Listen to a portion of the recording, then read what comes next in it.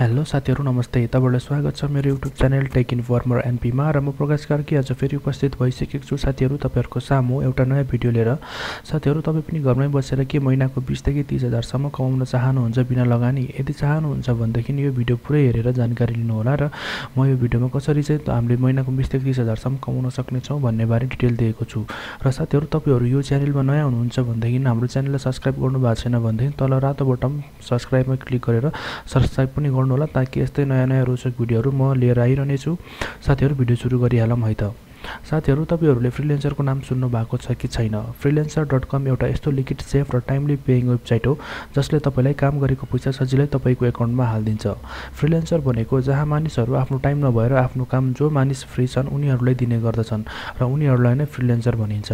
र काम दिए बापत उनीहरुले हामीलाई घण्टाको काम हेरेर $5, $10 देखि लिएर $100, $200 सम्म पनि पे गर्ने गर्दछन्।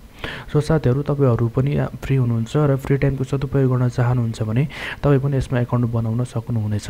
र एकाउन्ट बनाउनको लागि पहिला सुरु आफ्नो पीसी, ल्यापटप, ट्याब्लेट अथवा फोन जेबाट भए पनि आफ्नो डिभाइसमा भएको ब्राउजरमा जानु होला। र ब्राउजरमा गइसकेपछि www.freelancer.com भनेर टाइप गर्नु होला र ओके गर्नु होला र ओके गरिसकेपछि तपाईको फ्रीलान्सरको साइट खोल्नेछ। र फ्रीलान्सरको साइट खोलिसकेपछि तपाईले माथिपट्टि देख्न सक्नुहुनेछ लगइन र साइन अप भन्ने बटन र त्यसपछि तपाईले त्यो साइन अपमा क्लिक गर्नु होला एकाउन्ट बनाउनको लागि।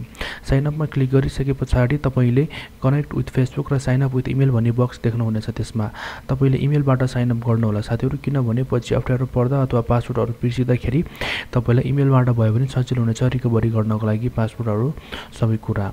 सो साथीहरु साइन अपको प्रोसेसमा तपाईले आफूसँग भएको स्किलहरुको खुबीहरु के छ तपाईहरुसँग त्यो पनि एड गर्नुपर्ने हुनेछ। सपोज तपाईहरुसँग अब फोटोशपको स्किल छ भने तपाईले Photoshop skill, web designing स्किलहरु select गर्न सक्नुहुनेछ।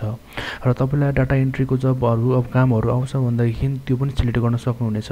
र तपाईलाई केही पनि आउँदैन भने बस नर्मल सिम्पल टाइपिङ मात्रै पनि आउँछ भन्दाखेरि पनि तपाईले माइक्रोसफ्ट एक्सेल टाइपिङ भन्ने एउटा स्किल भेट्नुहुनेछ। त्यसमा त्यो पनि सिलेक्ट गरेर राख्न सक्नुहुनेछ।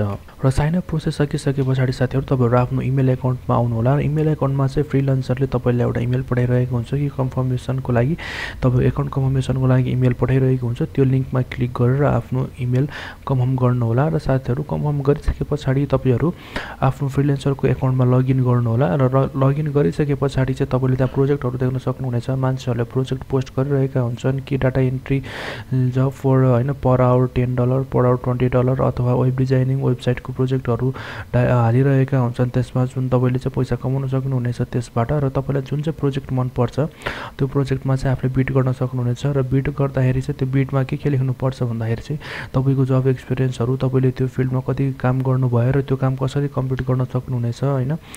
त्यसरी नै तपाईको आफ्नो एक्सपिरियन्सहरु लेखेर चाहिँ तपाई यो काम चाहिँ यति देखि यति घण्टासम्म म यति चाँडै बिना मिस्टेकको चाहिँ कम्प्लिट गरेर तपाईलाई प्रोजेक्ट दिनेछु भनेर उनीहरुलाई मन पर्ने खालको प्रस्ताव एउटा बिड भन्छ त्यो चाहिँ तपाईले उहाँहरुलाई पोस्ट गर्न सक्नुहुनेछ। र त्यो बिड चाहिँ तपाईको हेरिसकेपछि उनीहरुलाई तपाईको बिड मन पर्यो भन्दाखेरि चाहिँ त्यो प्रोजेक्ट तपाईलाई दिनेछन् र त्यस प्रोजेक्ट बाबत तपाईले चाहिँ घण्टाको $10 देखि $20 सम्म पनि मजाले कमाउन सक्नुहुनेछ। र साथीहरु पेमेन्टको कुरा गर्दाखेरि चाहिँ हामीले यो काम गरिसकेपछि अब पेमेन्ट कसरी लिने भन्दाखेरि चाहिँ हाम्रो फ्रीलान्सरको एकाउन्टमा त प्रोजेक्ट पोस्ट गर्नेले चाहिँ हामीलाई दिन्छ हैन। तर फ्रीलान्सरको एकाउन्टबाट चाहिँ हामीले कसरी चाहिँ क्याश आउट गर्ने भन्दाखेरि चाहिँ हामीले क्याश आउट चाहिँ पेपलबाट गर्दा पनि हुन्छ अथवा स्क्रिलबाट गर्दा पनि हुन्छ। तपाईलाई जुन सजिलो हुन्छ त्यहीबाट गर्नु होला। तर म चाहिँ रिकमेन्ड गर्छु कि स्क्रिलबाट गर्नु। स्क्रिलबाट भयो भने चाहिँ स्क्रिल टु सेवा भनेर चाहिँ तपाईले नेपालमा पनि डाइरेक्ट सजिलैसँग चाहिँ क्यास गर्न सक्नुहुनेछ। र पेपल गर्दाखेरि पनि केही फरक पर्ने छैन, त्यसबाट पनि सजिलै तपाईले क्यास आउट गर्न सक्नुहुनेछ। सो साथीहरु तपाईहरुलाई आजको हाम्रो यो भिडियो कस्तो लाग्यो हामीलाई कमेन्ट मार्फत जानकारी दिनु होला र यस भिडियोलाई